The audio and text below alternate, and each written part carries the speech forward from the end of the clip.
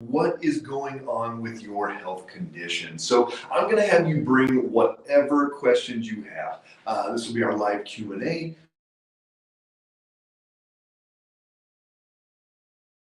And just let me know what you have going on, what a loved one has going on, a spouse, anybody you know. Bring those questions. Pop down below where you're watching from. Love to see you guys all over the country, all over the world. We'll give you a shout out. Even if you don't have a question, put that in there, and we get people watching all over the world, all the way from New Zealand and Australia to South Africa to Europe and everything in between. So.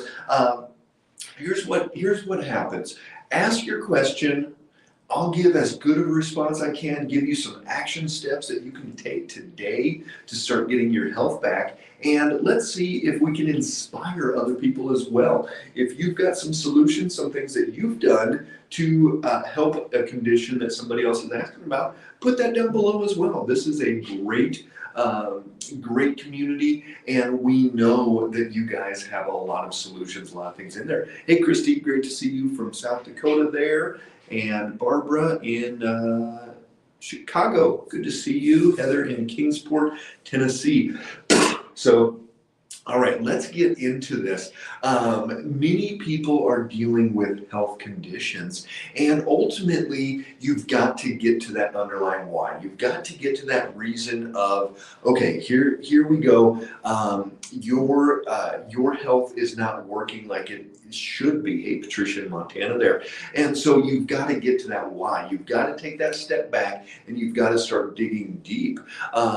So just like Sharon asked here, how do you get rid of cravings for sugar or for sweets? So, the simple thing would be, you've got to lose weight, or you've just got to have more willpower, or whatever it is. But in reality, you've got to figure out why somebody has these cravings in the first place. So here's a couple things that we look at. One of the main ones is actually what's going on in your gut. So if we have a microbiome that's out of balance, if we have excess yeast, bad bacteria, imbalance of good and bad, what happens is that yeast needs sugar to actually be fed, and we get fed by this sweets and by this sugar. So if you're making some kind of beer or kombucha or anything like that, you've got to put some sugar in there because it feeds that yeast and feeds that growth in there. So working on your gut is going to be one of the first things that you need to look at doing, Sharon.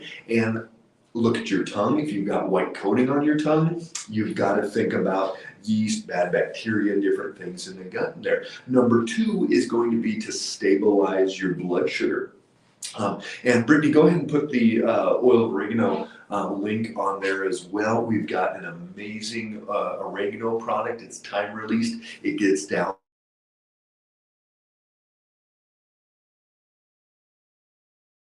on that one, and then add in your probiotics after taking that. So that's step number 1. And then number 2 is going to be to stabilize that blood sugar. So blood sugar, anytime we go up too high, there's a good chance it crashes down. When we go down, our brain needs glucose to function. And so what happens when that blood sugar crashes down, our body says, holy cow, I need sugar. What's going to be the easiest way to get that is going to be to eat some sweets. So sugary, sweet things, drinks, things like that are going to be driven by these blood sugar swings. So look at those 2 things, Sharon, and give that a shot. Let me know if that doesn't work. Hey, Emily, good to see you in California.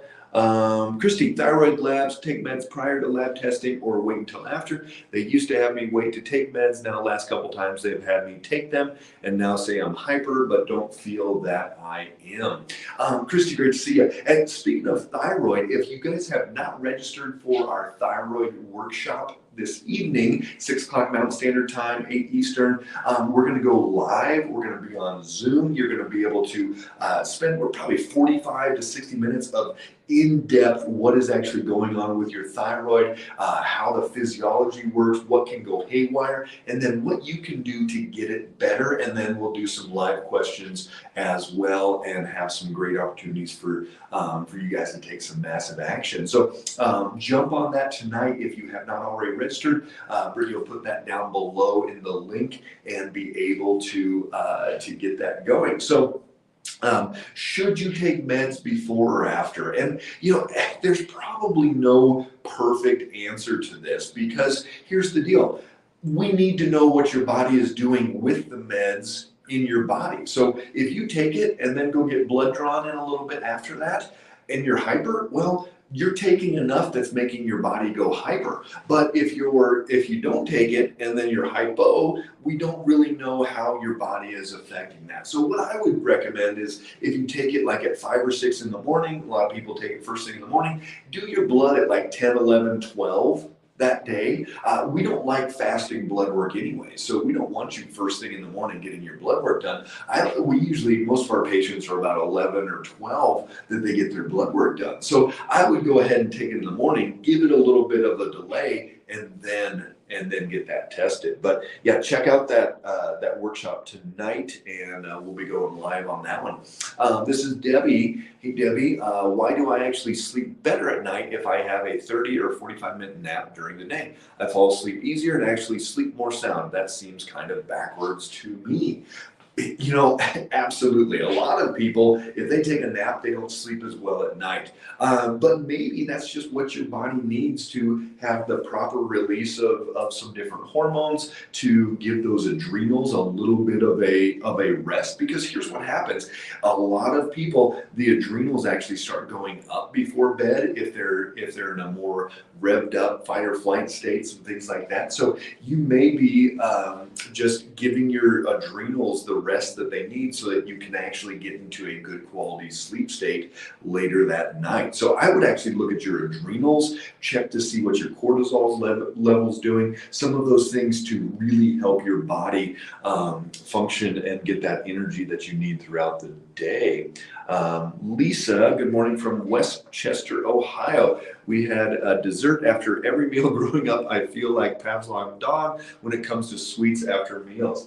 Absolutely. You're like, oh my gosh, I need that sweet. So, hey guys, pop down some suggestions for Lisa, some things that you guys are doing to help with those cravings and help with that, oh my gosh, I need that sweet after a meal. But there's some simple things that you can do. You can get coconut milk in the can and whip that up. If you need a little bit of sweet to it, you can try some cinnamon or vanilla in there. If you need just a little bit more, you can put a little stevia or monk fruit in there and mix that up. You can put a little cocoa powder, make it a little chocolate pudding kind of a thing, and take a couple scoops of that.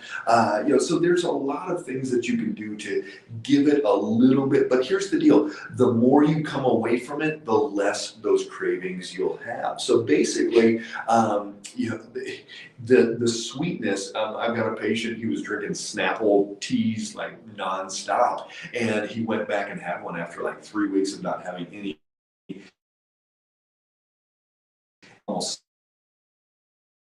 so sweet. So you want to like ease yourself off of that, and eventually it'll be a whole lot sweeter than it tastes right now. Hey, Jennifer in Illinois. Paula, good to see you up there in Wyoming. And Julie, good to see you in Cody, Wyoming. Beautiful place up there, right at the gates of Yellowstone. Can't wait to come down for my appointment on May 12th. Awesome. Yeah, making that 8-hour trek. Drive safe when you come down. Hopefully we won't have any snow. Christy, excited for that tonight? Absolutely. Just make sure that you've got that login information.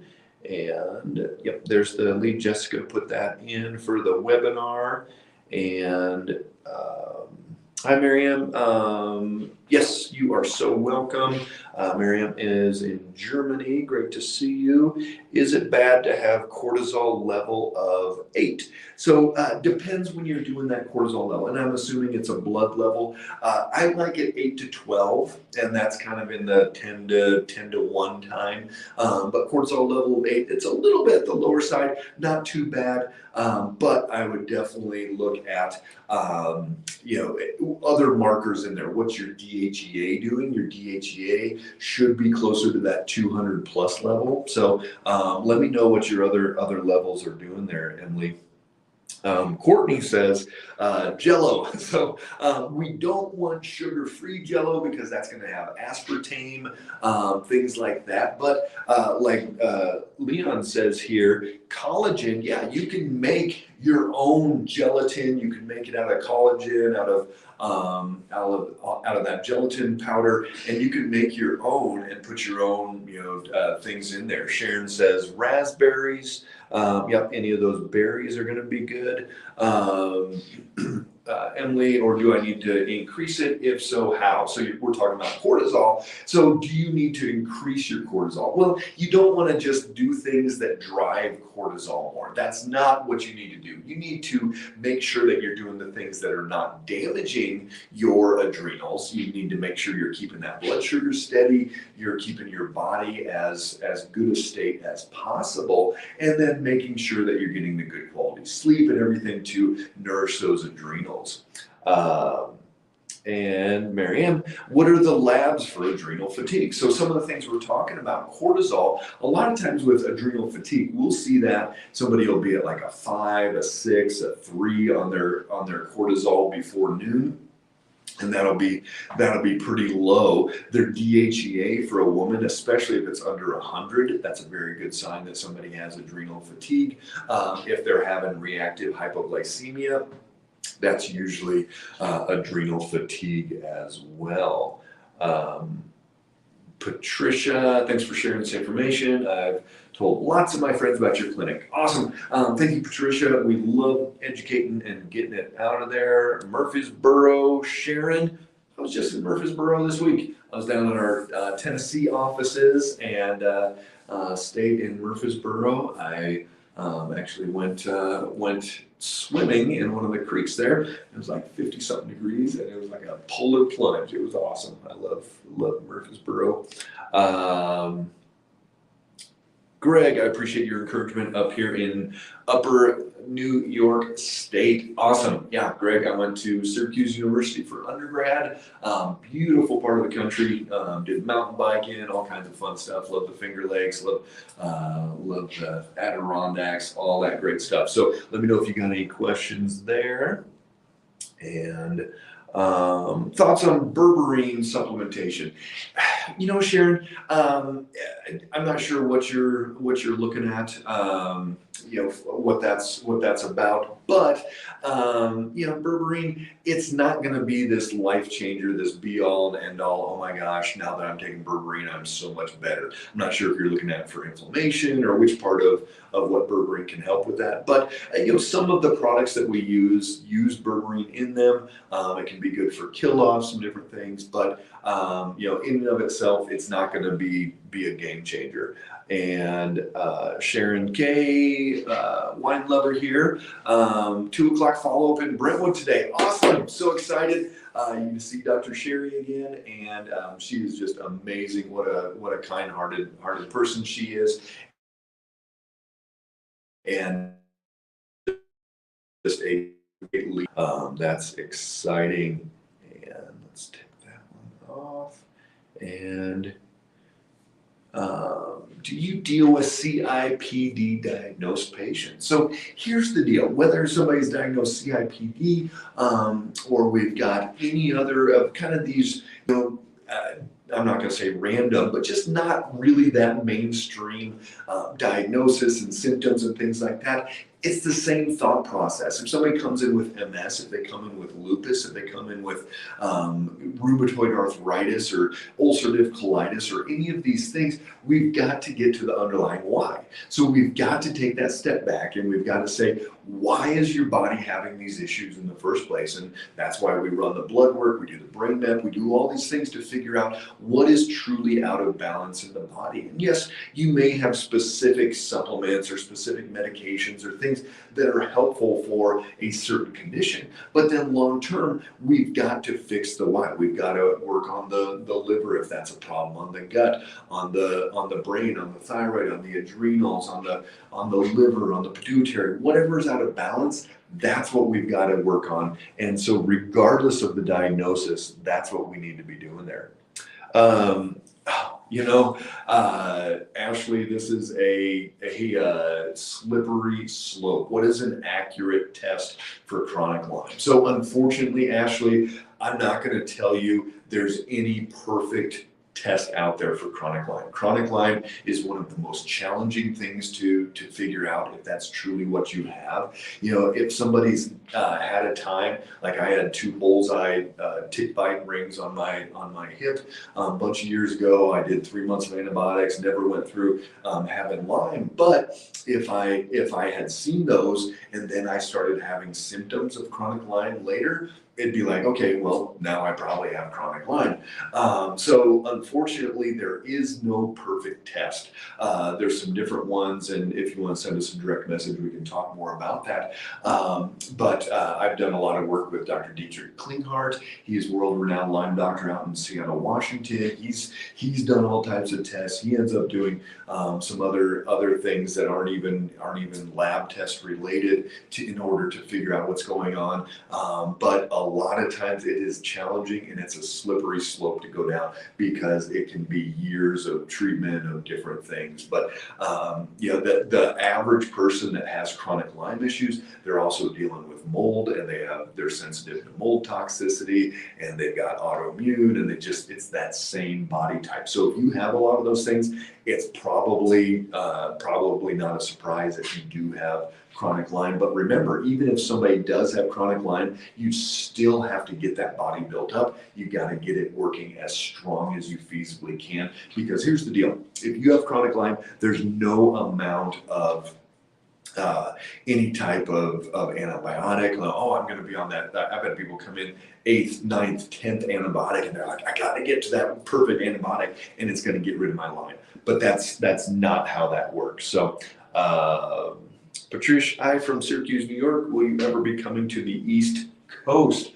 Yes. So here's our deal. And again, loved being up in Syracuse. It was great 4 years of my life.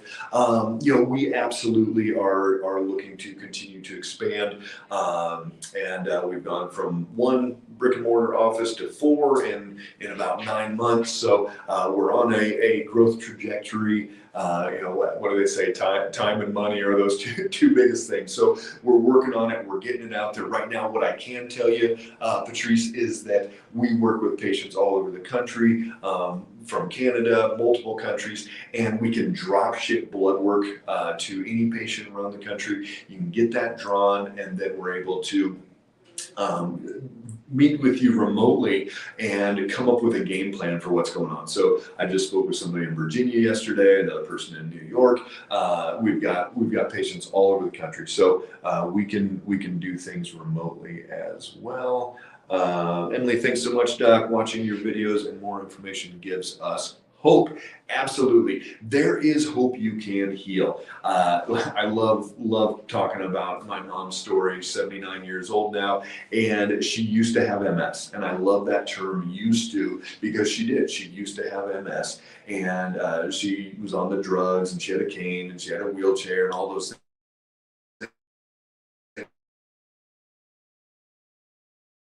MRI, and she reversed her MS. And a lot of people go, "Oh, that's just in remission." I'm like, "Is 20 years remission?" I mean, that's it. For me, I'm going to call that cured. And I know people don't like to hear that term when they talk about autoimmune, but you know what? I really believe my mom's MS is cured. So I'm glad we're giving you some hope there. Laura, berberine for cholesterol. People say it affects your liver enzymes like a statin. Can you verify? I have not seen somebody on berberine for a consistent amount of time, and then we recheck blood work and say, oh, the liver is stressed out. So I cannot comment on that. You know, there may be some research on that, but I have not seen it in person.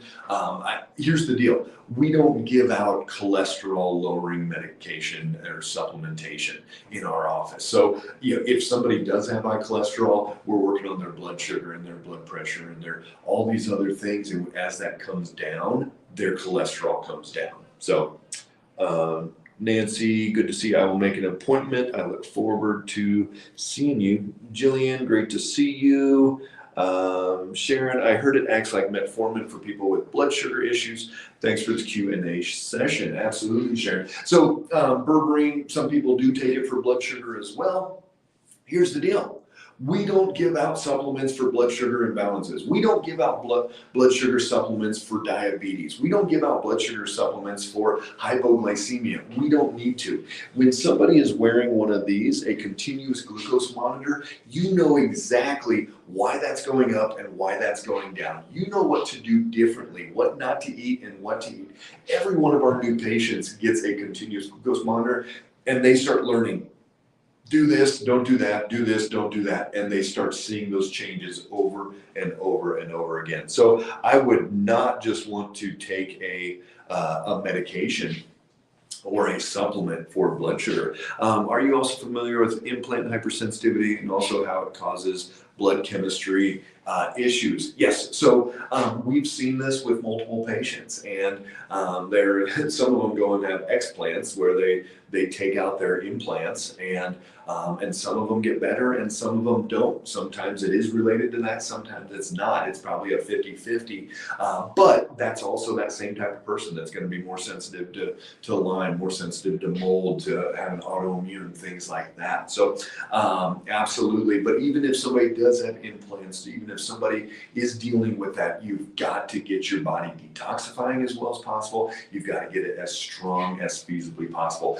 Keep popping questions down below, guys. I've got some more time here, so bring any of those questions. So it's just like a patient of mine. She moved up to Fort Collins from Dallas a couple years ago, as she had shingles 13 times by the time she was 27 years old, and to the point it had damaged so many nerves. She was coming in on these walking crutches, just dragging that leg basically. She had a pain block, this stimulated her back with this wire going up underneath the skin that her body eventually rejected. And I mean, totally out of it. One of the most amazing musicians that you'll ever hear.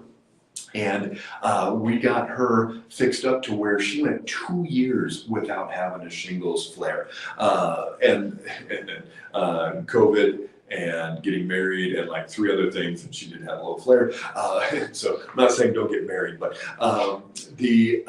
that shingles, it was because that body was depleted. And just like, somebody has implants, there's a lot of people that have implants that don't have issues, but if their body is depleted, then it's going to cause this to flare up and not be able to keep down the inflammation and some of these different issues. So with her with shingles, what we did, we focused on not antiviral and got to suppress the shingles and all that. We focused on building up her body, giving her brain, getting that back into place, getting her gut fixed, getting her liver fixed, all of these different things. And she was able to get to a point where she went 2 years. She skis. She sent me a video this year, and she dropped down into this bowl skiing and just some crazy stuff and got her life back. So Leon, any recommendations for diagnosing and treating IBS? Absolutely. So here's the deal. It doesn't really matter about diagnosis. I've heard doctors, they'll give people diagnosis for IBS if they're constipated, if they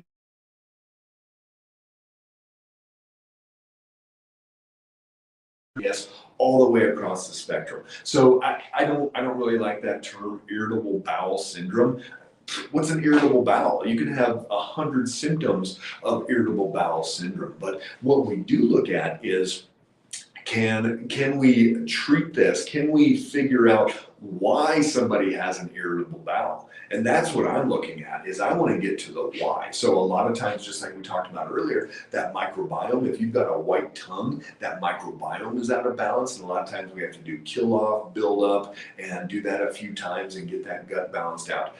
There's specific nutrients that we use, immunoglobulins, that are going to come in and start nourishing and rebuilding that gut. We'll do specific things to help with if somebody needs more gallbladder support, we'll do things with bile. If they need stomach acid support, we'll do things with betaine hydrochloride. If they need enzymes, we'll do enzyme help things to produce those enzymes in there. But ultimately, you've got to fix those whys. You can't just give a supplement forever. You have to figure out why. A lot of times it's actually a brain-based issue. And if somebody's in a chronic fight or flight, you can either fight or flight or you can rest and digest, but you can't do both at the same time.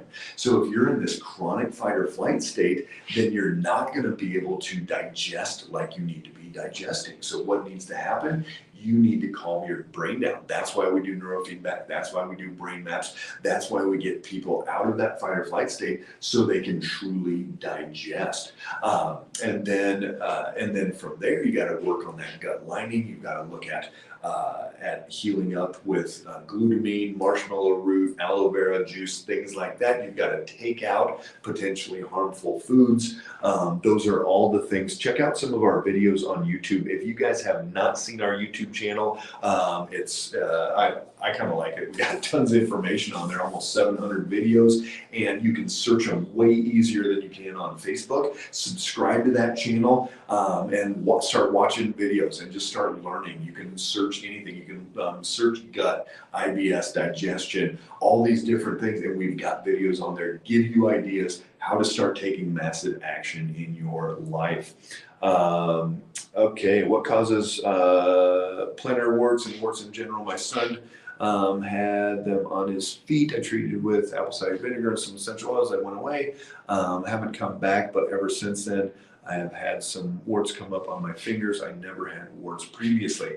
A lot of times, Pamela, that is going to be a immune system thing. So if the immune system is not able to keep down, because those are viruses, if it's not able to suppress it and keep it down, you'll have those coming back. So I would do as much as you can to support your immune system, and not just supplements. I always say you can't out-supplement a weakened immune system. So you can't just take a bunch of zinc and vitamin D and quercetin and all these different supplements. You've got to get to the root. You've got to get to, are you not sleeping well? Is your blood sugar jacked? Are you super stressed? Are you over-exercising? All these things can suppress the immune system. So look into that. Good to have you on. Okay, Sharon, can you help get seniors off of their meds? I think it's horrible that docs write prescriptions instead of getting to the root cause. So here's the deal. I'm never going to say that I'm going to get somebody off all their meds. If somebody had their thyroid removed and they're on thyroid medication, they're going to need to be on thyroid medication for the rest of their life. But here's the deal. I want you taking as little as needed of anything, supplement, medication, anything at all to get the desired result. So do we get people off their medications every single day? Blood pressure medications, stabilize that blood sugar, get the inflammation down, lose some weight, all these things, boom, get off blood pressure medication. We get people off insulin. We get people off metformin. Absolutely, statins, all these different things.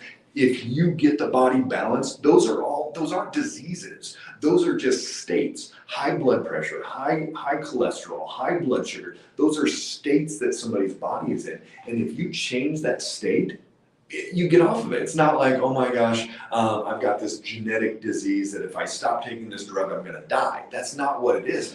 Someone is taking those medications because they've done the wrong things, and if you do the right things, you're able to reverse those. So great question there, Sharon. Emily, what do you recommend for hypotension, dizziness, lightheaded, low energy due to being having COVID even after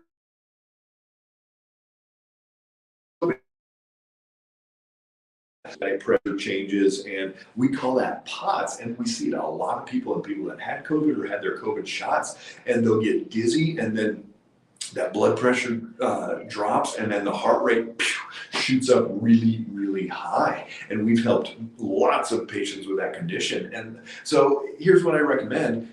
you got to figure out what's out of balance in your body. You've got to run that blood work. You've got to look at it and go, oh my gosh, I need to do these 7 things to fix my systems, and then my blood sugar is going to stay consistent, and my adrenals are going to get balanced out, and my thyroid's going to work like it needs to. And that's how we see it. There is no magic fix. Yeah, sure, you can take some more Celtic sea salt. You can do some different things to get that blood pressure up a little bit, but that's not fixing the root cause. But we see it all the time post-COVID, unfortunately. What should my fasting glucose be? 85 to 100. Somewhere 85 to 100, Christina. I like 85 to 110 blood sugar all day long, but 85 to 100 for fasting. Is it true that dry eye syndrome can be cured with omega-3? So it depends what the dry eye syndrome is. Sometimes it's Sjogren's, where it's actually an autoimmune disease, and you've got to calm down the autoimmune disease. One of my favorite things is to come in, and I'll do this side here, where you actually kind of milk under and above those eyelids, and if you give a little bit of a pressure there all along there, you start stimulating those ducts to secrete more.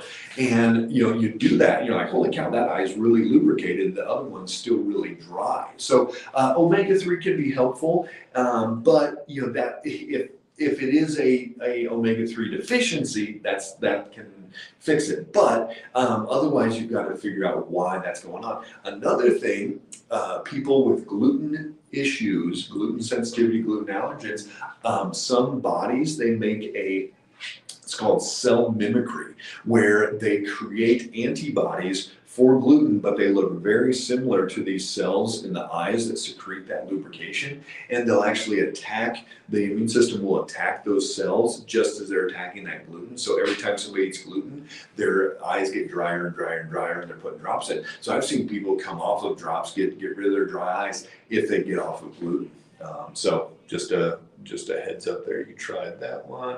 Hey Sherry, good to see you in Nebraska. Monica, my son has an ingrown toenail for a year. His toe is red and swollen and occasionally gets pus. We no tight shoes, and he soaks it in Epsom salt. Nothing seems to make it go away. So unfortunately, you may need to go in and have that, I don't want to say surgically, like you're putting them under anything, but numb it, and then they go in and cut it out, because there's probably a hook. So what happens is that toenail comes out like this, but sometimes if you don't quite cut it enough, this little hook comes out to the side and it keeps growing like this. And so you may just not be able to get in there. So somebody may need to come in and cut that skin a little bit and find that piece that is stuck in there. So it's not fun, but having 4 boys, I've experienced a lot of different things with toenails and all kinds of stuff. Yeah, if you have a good podiatrist, I would go to them. I've dealt with them since I was in high school. Yeah, find a good podiatrist, and they probably need to do some type of little procedure there. Christina, that's where I messed up. I let a doctor convince me to remove my thyroid. Now I just found out my T3 is low, and I don't have a doctor to help. Here's the deal, Christina. Jump on our thyroid workshop tonight. We've got lots and lots of people jumping on already. But I'm going to go in depth into this. I'm going to talk about underconversion, and this is what's happening for you, because I'm sure you're on a T4 medication, but that T4 has to convert into T3, and if it's not, then you're not going to be having the results that you want, and your T3 will be low. The T3 is that active form of thyroid. So that's the one that needs to go to your cells, needs to do all these good things. But if it's not doing what it needs to do, and you're not converting, you're not going to be getting those results. So even if you're taking double or triple or quadruple the amount of T4, it's not going to get there. But here's a little primer for tonight. 60% of that conversion takes place in the liver, 20% in the gut. So we've got to make sure those places are working as well as possible so you can convert that into the right place. Hey Jane, good to see you. Come back. There we go. Heather, thank you for doing these live videos. They are very, very helpful. Awesome. Yep, that's what I want to do. Give you guys as much information as feasibly possible, inspire you to take action, give you some steps, move your feet, and then, you know, if you need more help down the road, we've got FA doctors around the country that are ready to help and assist. But, you know, if you can go and get things done and make changes, awesome. Do it and keep asking questions. We're going to keep inspiring. Greg, I would like to have avocados in my diet, but it doesn't seem to agree with me. Is there a better way to prepare it or other variations that might be tolerable? So Greg, one of the things to look at, is it more of a fat issue? Is this because you're not breaking down fats like you need to? If that's the case, then you might actually look at bile salts or some type of bile supplement that you may just not be breaking down the fats as well as you should. So I would look into that one. How can you help support someone with latent TB? I'm assuming tuberculosis. Here's the deal. Just like anything that we look at, we've got to build the body up as strong as feasibly possible. Anybody that has a chronic infection, you've got to get that body built up as much as you possibly can so that it can handle, you know, anything. I've got, you know, I guarantee I've got Lyme in my body. I had 2 bullseye tick bites, big ones. I took a bunch of antibiotics, suppressed it, but there's a very good chance if I ever let my body get run down, I will probably have chronic Lyme. So here's the deal. You've got to, just like my patient that had the shingles 13 times by the time she was 27, you've got to get that body as strong as feasibly possible. So, you know, and that means looking at all of those different foods. There you go, Sherry. Try freezing it with lemon juice and freeze it out in a smoothie. Yeah, see what happens.